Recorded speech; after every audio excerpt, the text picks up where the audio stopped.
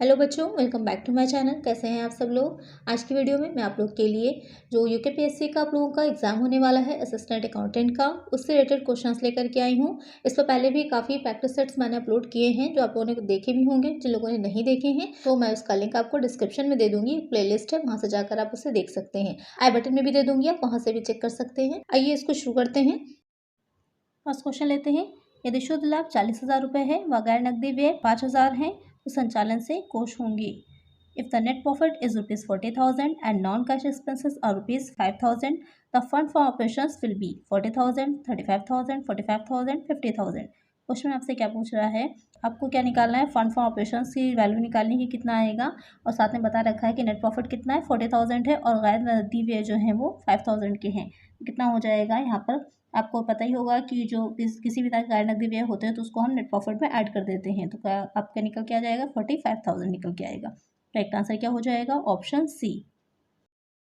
Next question है, the methods of valuation of goodwill is a. यहाँ पर आपको बताना है कि जो गुडविल होती है उसके मूल्यांकन की विधियाँ कौन सी होती हैं। तो यहाँ पर average profit method, surplus profit method, capitalisation method, all of the above. तो जो गुडविल होगी उसके निकालने के तीनों ही मेथड होते हैं। औसत लाभ विधि भी होती है, अधिलाभ विधि भी होती है और पूंजीकरण विधि भी होती है। करेक्ट आंसर क्या हो जाएगा, option D, all of the above. Next question है, वाल्टर के अनुसार फर्म को 100% लाभांश देना चाहिए यदि according to Walter a firm should pay 100% dividend if r is greater than k, r is equal to k, r is less than k, none of the above. तो question में पूछ रहा है कि जो वाल्टर थे उन्होंने जो बताया था डिविडेंड पॉलिसी जो उन्होंने दी थी, तो वहाँ पर उनका फार्मूला था, आपने पढ़ा होगा लाभांश निर्णय निकालने में फाइनेंशियल मैनेजमेंट में। तो वहाँ पर उन्होंने कहा था कि 100% डिविडेंड देना चाहिए यदि कब, आर क्या हो जाएगा, रेट ऑफ रिटर्न हो जाएगा, और के क्या हो जाएगा, कॉस्ट ऑफ रिटर्न हो जाएगा। तो क्वेश्चन में जो आपसे कह रहा है कि कब देना चाहिए, तो जब जो रेट ऑफ रिटर्न हो वो कॉस्ट ऑफ रिटर्न से कम हो, यानी कि कॉस्ट ज़्यादा हो और रेट क्या हो, कम हो, तो वहाँ पर देना चाहिए 100% डिविडेंड। करेक्ट आंसर क्या हो जाएगा, ऑप्शन सी। नेक्स्ट क्वेश्चन है, यहाँ पर आपको बताना है कि शुद्ध संपत्ति का आशय क्या होता है। शुद्ध संपत्ति का आशय है net worth means total asset minus total liabilities, fixed asset plus current asset, total asset minus current liabilities, total asset minus external liabilities. तो आपको बताना है जो शुद्ध मूल्य होता है संपत्ति का वो कितना होता है, किस तरह निकाला जाता है। तो जब टोटल एसेट में से हम टोटल लायबिलिटीज को लेस कर देते हैं तो नेटवर्थ निकल आती है। तो करेक्ट आंसर क्या हो जाएगा, ऑप्शन ए। नेक्स्ट क्वेश्चन है, रोकड़ बही के अनुसार अनुकूल शेष का अर्थ है favourable balance as per cash book means debit balance as per book, debit balance as per passbook, credit balance as per cash book, none of the above. Question में कह रहा है कि रोकड़ बही के अनुसार जो अनुकूल शेष होता है उसका क्या अर्थ होता है। तो जब बही के में जो बनाए गए हैं अकाउंट उसमें जो डेबिट शेष होता है तब वहाँ माना जाता है कि वो फेवरेबल है। डेबिट शेष का मतलब क्या हो जाता है कि रोकड़ कैश ज़्यादा है। तो एक आंसर क्या हो जाएगा, ऑप्शन ए। नेक्स्ट क्वेश्चन है, निम्न में से कौन सा स्वामित्व कोष के अंतर्गत नहीं आता। यहाँ पर आपको बताना है जो स्वामित्व कोष होता है, प्रोप्राइटरी फंड होता है, उसमें कौन सा नहीं आएगा। Which of the following does not come under proprietary fund, equity share, preference share, reappropriation of profit, financing through public deposit. तो इसमें आपको बताना है कि क्या नहीं आएगा। तो उसमें समतांश, अधिकांश और लाभों का पुनर्विनियोजन ये तीनों ही आता है, लेकिन जो जन निक्षेप द्वारा वित्तीयन होता है उसे इसमें शामिल नहीं किया जाता है। जो प्रोप्राइटरीज फंड आप लोग निकालते हैं तो वहाँ पर इक्विटी शेयर, प्रेफरेंस शेयर स्वामित्व कोष में आता है, और रीअप्रोप्रिएशन ऑफ प्रॉफिट को भी शामिल किया जाएगा। क्या नहीं होता है, फाइनेंसिंग थ्रू पब्लिक डिपॉजिट्स, वो इसमें शामिल नहीं होता। एक आंसर क्या हो जाएगा, ऑप्शन डी। नेक्स्ट क्वेश्चन है, समापन के व्ययों को वसूली खाते में लिखा जाता है। Expenses of liquidation are written off to realisation account, यानी कि जब रियलाइजेशन होता है तो समापन के जो व्यय होते हैं, एक्सपेंसेस होते हैं, तो वो का जो रियलाइजेशन अकाउंट एक बनाया जाता है, वसूली खाता जिसे कहा जाता है, कि जो संपत्तियां बची थी एसेट्स लास्ट में जब भी जो है समापन हो रहा है तो उनकी वैल्यू क्या है निकाली जाती है, तो उसे रियलाइजेशन अकाउंट में वसूली खाते में दिखाया जाता है। तो उसकी जो है आपसे तो वहाँ पर पूछा है जो समापन के व्यय होते हैं उसे डेबिट साइड में दिखाएंगे या क्रेडिट साइड में। Debit side, credit side, not return of in realization account, none of the above. यानी कि डेबिट में दिखाते हैं, क्रेडिट में दिखाते हैं, या फिर हम जो रियलाइजेशन अकाउंट है वहाँ पर कुछ भी नहीं दिखाते। तो यहाँ पर जो डेबिट साइड होता है वहाँ पर हम लिक्विडेशन के एक्सपेंसेस को दिखाते हैं। तो एक आंसर क्या हो जाएगा, ऑप्शन ए। नेक्स्ट क्वेश्चन है, अंशों के आंतरिक मूल्य ज्ञात होता है। आपने पढ़ा होगा कि जो valuation of shares corporate accounting में, तो उसी में आपसे पूछ रहा है कि the intrinsic value of shares is known by on the basis of net asset, on the basis of benefits, on market value basis, at the price fixed by the bookies. तो यहाँ पर जो बात आती है कि अंशों का आंतरिक मूल्य जो ज्ञात करते हैं, तो सबसे पहले तो ये देख लेते हैं कि जो मेथड्स होते हैं वैल्यूएशन के शेयर्स के वो कितने होते हैं। तो चार तरह के हो जाते हैं। संपत्ति मूल्यांकन विधि होती है, आय मूल्यांकन विधि, उचित मूल्यांकन विधि और प्रतिअंश आय विधि।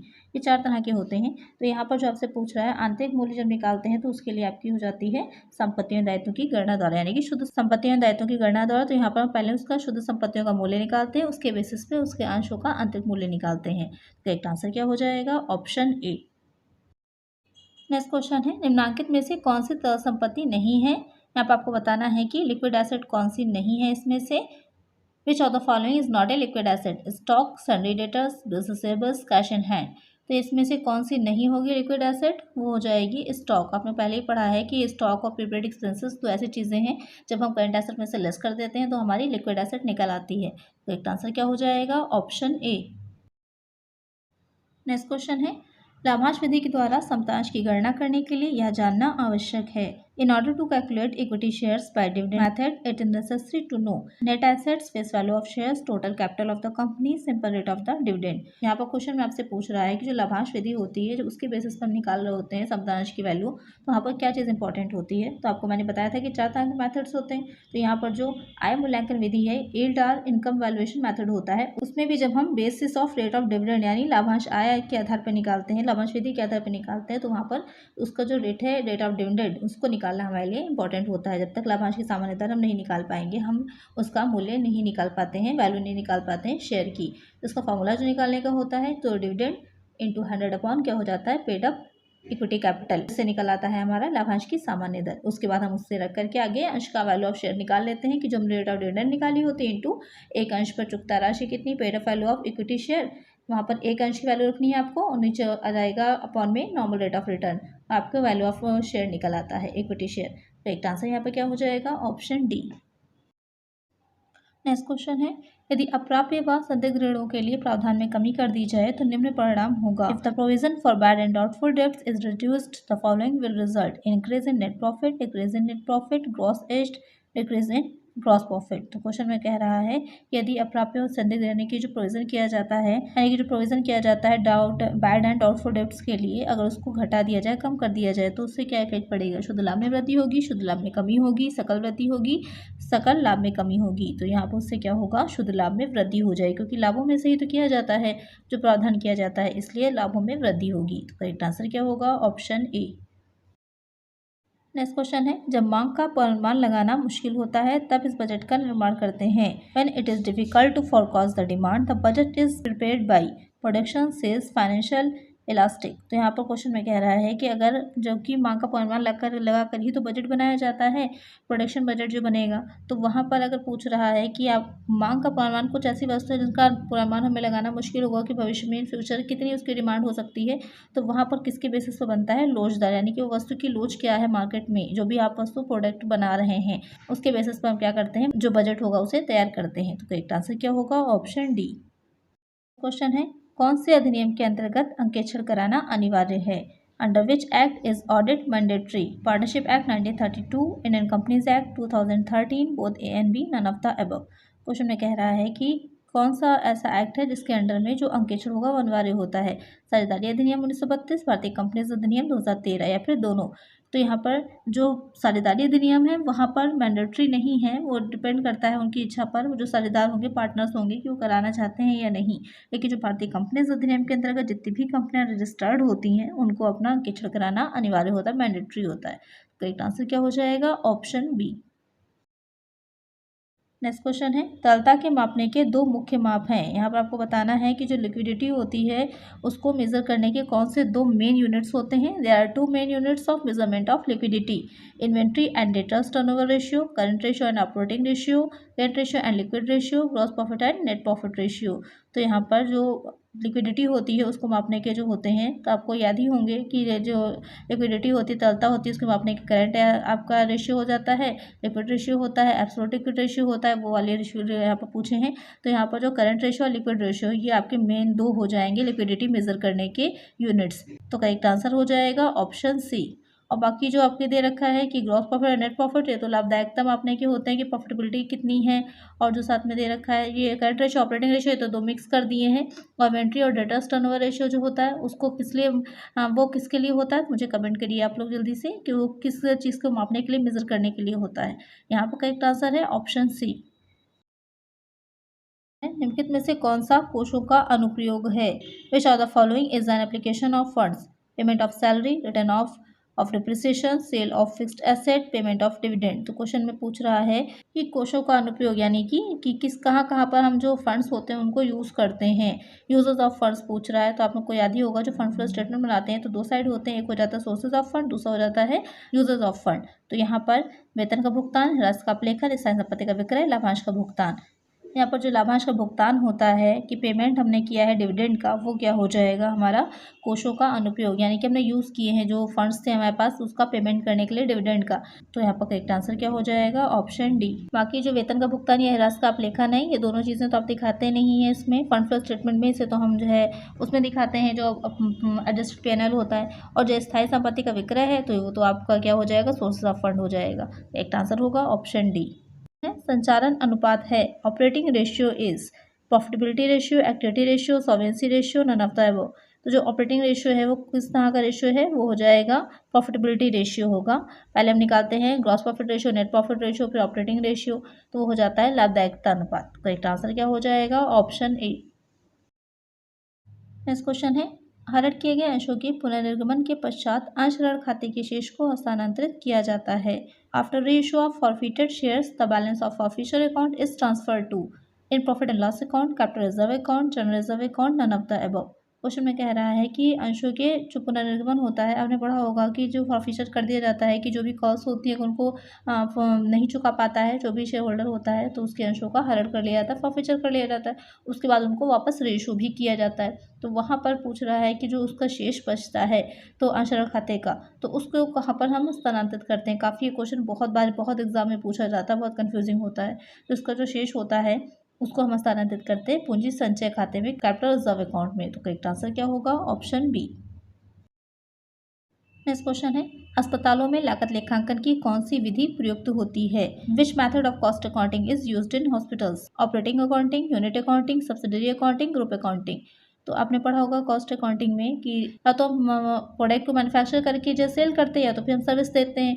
तो सेल करते हैं तो उसके बदले में हमको जो इनकम होती है, तो फिर सर्विस देते हैं तो उसके बदले में हमको क्या होता है? लाभ होता है। तो जो सर्विसेज दी जाती हैं उसकी कॉस्ट अगर हमें निकालनी है तो वहाँ पर कौन सा मेथड का यूज़ करते हैं हम?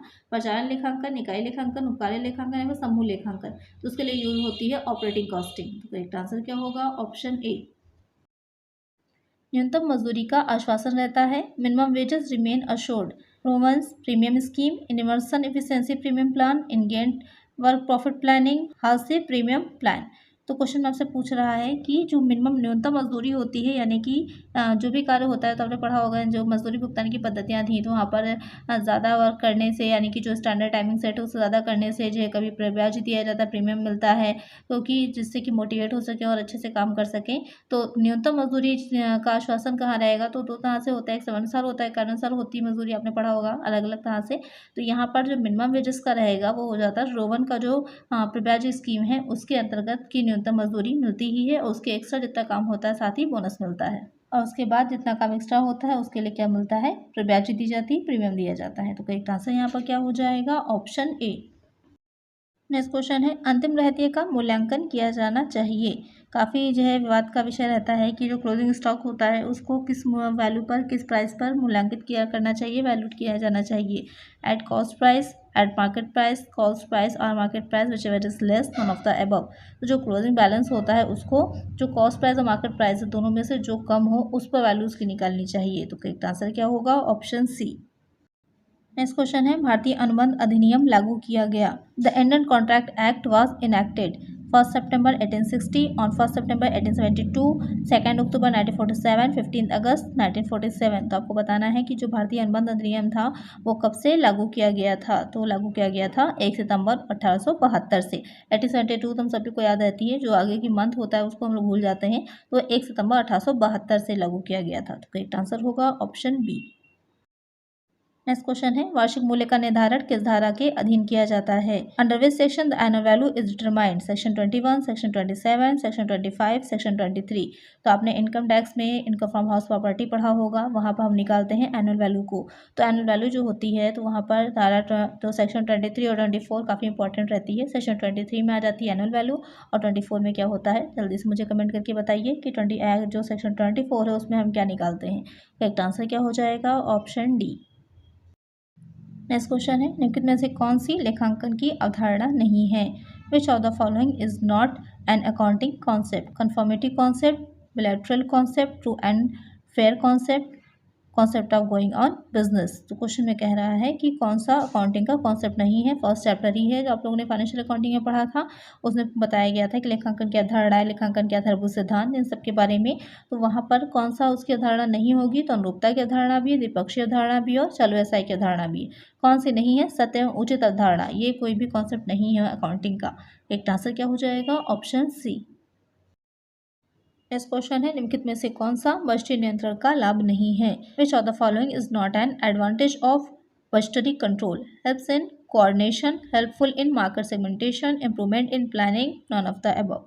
क्वेश्चन में कह रहा है कि कौन सा बजटीय नियंत्रण का लाभ नहीं है? समन्वय सहायक होना बिल्कुल होता है समन्वय में, कि जब हम बजटीय नियंत्रण करते हैं, बजट बनाते हैं अलग अलग तरह के, तो उसमें कई तरह के बजट बनाते हैं, तो उसमें मास्टर बजट भी बनता है। तो जो मास्टर बजट जैसे होता है तो सारे जितने भी बजट आपने बनाए उन सबका एक समरी होती है, तो उसमें क्या रहेगा, आपस में समन्वय करना अलग अलग डिपार्टमेंट में ईजी हो जाता है। नियोजन में भी सुधार करता है कि प्लानिंग अच्छी होती है, तभी उसी के बेसिस पे आगे जो भी हम काम करते हैं तो उसमें जो भी हमने टारगेट गोल्स रखे थे उनको हम आसानी से अचीव कर पाते हैं। तो ये दोनों ही तो हो जाएंगे, लेकिन जो बाधा विभक्तिकरण होगा उसमें किसी भी तरह से बजटीय नियंत्रक जो है होता है वो हेल्पफुल नहीं रहता।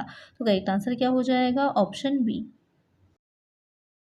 नेक्स्ट क्वेश्चन है समता अंशधारी होते हैं? Equity share holders are companies customers, owner, creditor, none of the above. बहुत ही इजी सा क्वेश्चन है, लेकिन उतना ही कंफ्यूजिंग भी होता है कि जो इक्विटी शेयर होल्डर्स होते हैं वो क्या होते हैं। तो इक्विटी शेयर होल्डर्स जो होते हैं वो कंपनी के स्वामी कहलाते हैं, कंपनी के ओनर कहलाते हैं। तो करेक्ट आंसर क्या हो जाएगा? Option B. नेक्स्ट क्वेश्चन है नाममात्र खाते का जमा शेष इंगित करता है? The debit balance of the credit balance of a nominal account indicates business expenses, losses of business, income and receipt in business, business assets. तो क्वेश्चन में पूछ रहा है जो नॉमिनल अकाउंट होते हैं, आपको पता ही होगा 3 तरह के होते हैं अकाउंट्स, पर्सनल अकाउंट होता है, रियल अकाउंट होता है और नॉमिनल अकाउंट्स होते हैं। नॉमिनल अकाउंट्स में कौन से आ जाते हैं? जो भी आपके लॉसेस होते हैं, जो इनकम होती है वो आ जाती है। तो यहाँ पर जो नॉमिनल अकाउंट है उसका क्रेडिट बैलेंस अगर आ रहा है, क्रेडिट बैलेंस आने का क्या मतलब हो जाएगा? डेबिट साइड कम है और क्रेडिट साइड बड़ा है, तो वहाँ पर जो क्रेडिट बैलेंस आ जाएगा वो क्या होता है? Income and receipt in business हो जाती है। तो करेक्ट आंसर होगा ऑप्शन सी। यानी कि जो प्रॉफिट्स होते हैं, जो भी रिसिप्ट से एक्स्ट्रा हुई है, इनकम हुई है बिजनेस को, जब क्रेडिट बैलेंस आपका ज़्यादा होगा और डेबिट बैलेंस कम होगा, डेबिट साइड में आपके सारे एक्सपेंसेस आ जाएंगे, क्रेडिट में आ जाएंगे सारे प्रॉफिट्स या जितनी भी इनकम्स आई हैं उसकी। तो इनकम जब ज़्यादा है और आपका जो एक्सपेंसेस है वो कम है, तभी तो क्रेडिट बैलेंस हुआ, तब आपको क्या होगा? इनकम होगी, रिसिप्ट होगी, प्रॉफिट होगा। करेक्ट आंसर होगा ऑप्शन सी। नेक्स्ट क्वेश्चन है पिछले 3 वर्षों के लाभ 6,000, 13,000 तथा 8,000 थे, ख्याति का मूल्य औसत लाभ के 2 वर्षों के क्रय पर होगा। यहाँ पर आपको क्या निकालना है? गुडविल की वैल्यू निकालनी है एवरेज प्रॉफिट मेथड से। The profit for the last 3 years were ₹6,000, ₹13,000 and ₹8,000. The value of goodwill at 2 years purchase of average profit will be ₹27,000, ₹9,000, ₹18,000, ₹81,000। यहाँ पर आपको क्या निकालना है? गुडविल की वैल्यू निकालनी है। गुडविल की वैल्यू निकालने के 4 मेथड्स होते हैं। कौन कौन से? Average profit method, super profit method, capitalisation method और फोर्थ हो जाता है एन्युटी मेथड। यहाँ पर आपको निकालना है एवरेज प्रॉफिट मेथड से। तो इसका आंसर आप लोग मुझे कमेंट करिएगा। आप लोग कमेंट नहीं करते हैं, कमेंट ज़रूर क्या करिए। नेक्स्ट वीडियो में मैं बताऊंगी कि इसका करेक्ट आंसर क्या है। आप लोग खुद से कोशिश करेंगे, खुद से जो ट्राई करेंगे तो आपको ज़्यादा अच्छे से समझ में आएगा कि कितना आपकी तैयारी अच्छी है और कितनी और ज़्यादा आपको ज़रूरत है तैयारी करने की। तो इसका आंसर ज़रूर मुझे कमेंट करिएगा। नेक्स्ट वीडियो में बताऊँगी कि किस किन बच्चों का आंसर करेक्ट है। तो आज की वीडियो में इतना ही, मिलते हैं नेक्स्ट वीडियो में कुछ और नए क्वेश्चंस के साथ। अगर वीडियो अच्छी लगी है तो वीडियो को लाइक ज़रूर करिएगा, फ्रेंड्स साथ वीडियो को शेयर भी ज़रूर कर दीजिएगा और अगर अभी तक चैनल आपने सब्सक्राइब नहीं किया है तो सब्सक्राइब भी ज़रूर कर दीजिएगा। मिलते हैं नेक्स्ट वीडियो में। Thank you.